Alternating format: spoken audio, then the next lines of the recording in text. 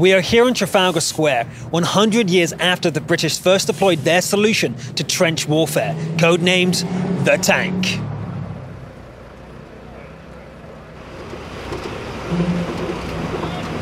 To mark the occasion, crew from Wargaming and the Tank Museum were at Trafalgar Square in the early hours of the morning. Their mission? To carefully deploy a Mark IV tank into the centre of London to draw the attention of the general public to this prestigious day. Today, the 100th anniversary of the first tank attack, and to commemorate that, we've brought a replica First World War tank back to the square. And the thing is that the tank was here in World War I in Trafalgar Square. The idea that the government realised the tank was such a good propaganda weapon, it was so good for public morale, they took a tank in the Lord Mayor's parade.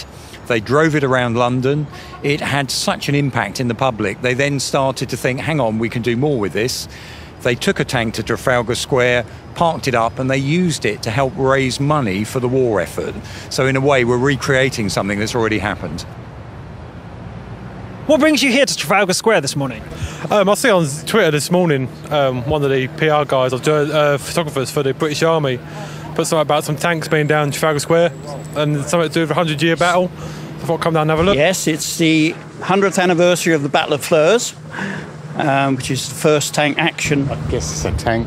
It's a tank, yeah. Do you know why it's here, though? No. You have no idea? No. What if I said it's exactly 100 years ago today that the first tank deployed into combat? I'm speechless. I've looked into it. I know a little bit about the history of tanks. Yeah, the Battle of the Somme was exactly 100 years ago today, and that's why we have a tank here. What do you think of the tank, the Mark IV? It's brilliant. It's absolutely beautiful. I wish I could get inside it. I wanted to ask this morning, but you were all setting up and it was, you know, just a tad busy. It is a replica, yes. Is it? I don't think it's full scale, is it? It is full scale. It is full scale. It's a lot bigger. You would imagine it's a lot bigger. It'll take 100 years. Not a clue. I live like 5 minutes away. I saw a news report this morning. I normally catch my bus directly over there. So I said, on the way to work, I will definitely have a stop and at least take like 10 minutes, you know, just coming and seeing it. Because this is like, for me, from a nostalgia purpose, this is something I used to have replicas of this as a child. I used to play with this. So to come and see a life-size version of it, the real version of it, I couldn't miss the opportunity. So that's why I'm here. I'm guessing at 11 o'clock you're going to be at work because it's going to be driving down the street. I phoned in, you know, I said I'm going to be late today. I had to come and see it. So we're delighted to see you here today to join us in commemorating that. And I'm also Many people spoke about what the tank meant to them, but as the midday sun was shining, it was Winston Churchill's grandson, Sir Nicholas Soames, who stole the show. On the 23rd of September 1914, Winston Churchill wrote a detailed memorandum from the Admiralty about the urgent need to develop a mechanical device to influence and move trench warfare on. By the end of that month, Churchill, having enlisted the help of the Duke of Westminster, who was an officer in the Armoured Car Division of the Royal Naval Air Service, and other officers, started to drive forward this plan with great vigour. Ladies and gentlemen, 100 years on, we should honour the memory of those who developed these extraordinary weapons and the immense sacrifice in 2 world wars by those who fought in tanks and changed the face of battle forever.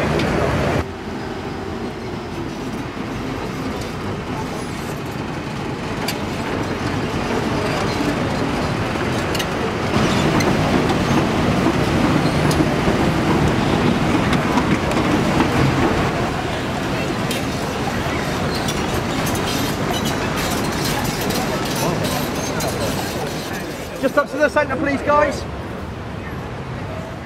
Today, you guys have seen a tank in Trafalgar Square. It's a very special moment for me. It's a special moment for all of us. Trafalgar Square, for those of you who don't know, is the heart of our national life. It's where we come together to party. It's where we come together to protest. It's where we come together to mourn and celebrate and commemorate. And today we're commemorating one of the most important British innovations in our history. the birth of the tank, its arrival on the battlefield in 1916. They go on, of course, to dominate warfare in the 20th century. I've read a lot of letters that have been written by the German soldiers. They found these tanks terrifying. They'd never seen anything like it. These lumbering beasts coming towards them, inexorable, charging across the battlefield. So for both sides, the tank loomed very large. In World of Tanks, we're celebrating this great date, so 100 years anniversary of the first tank battle in all the platforms. On World of Tanks PC, just today, the special event started called Convoy. On consoles, we also have started today a special event called Trench Warfare, where players will drive actual Mark 1s. There will be as well a special map created specifically for commemorating one of the big battles of the First World War. In World of Tanks Blitz, they will start the event at 19th of September, quite soon, and players will have to drive Mark 1 tanks fighting against each other, and we really want to attract them to participate in the celebration of this event. In 3, 2, 1. Let's go. Papier, get it. Where? Do you actually know what you're doing? Yes. Penetration, my favourite word.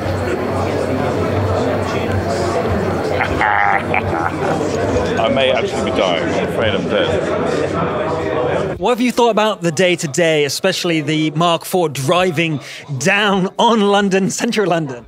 It's ridiculous. I'm not sure if in any conflict tanks were ever in London. I'm pretty sure they weren't. I'd need to double check that, but I'm pretty sure they weren't. So to actually see tanks, and particularly of that age in London, is really quite marvellous.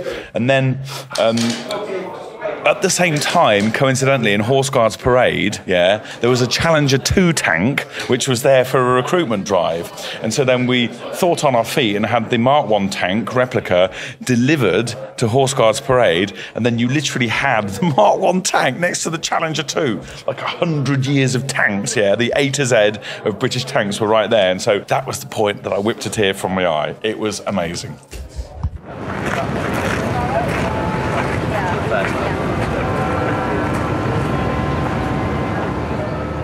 100 years ago, the tank started with a machine not so dissimilar to the one behind me, the Mark IV. But over the 100 years, it had to evolve into a completely different beast. And who better to explain the changes than none other than Richard Cutland, otherwise known as the Challenger.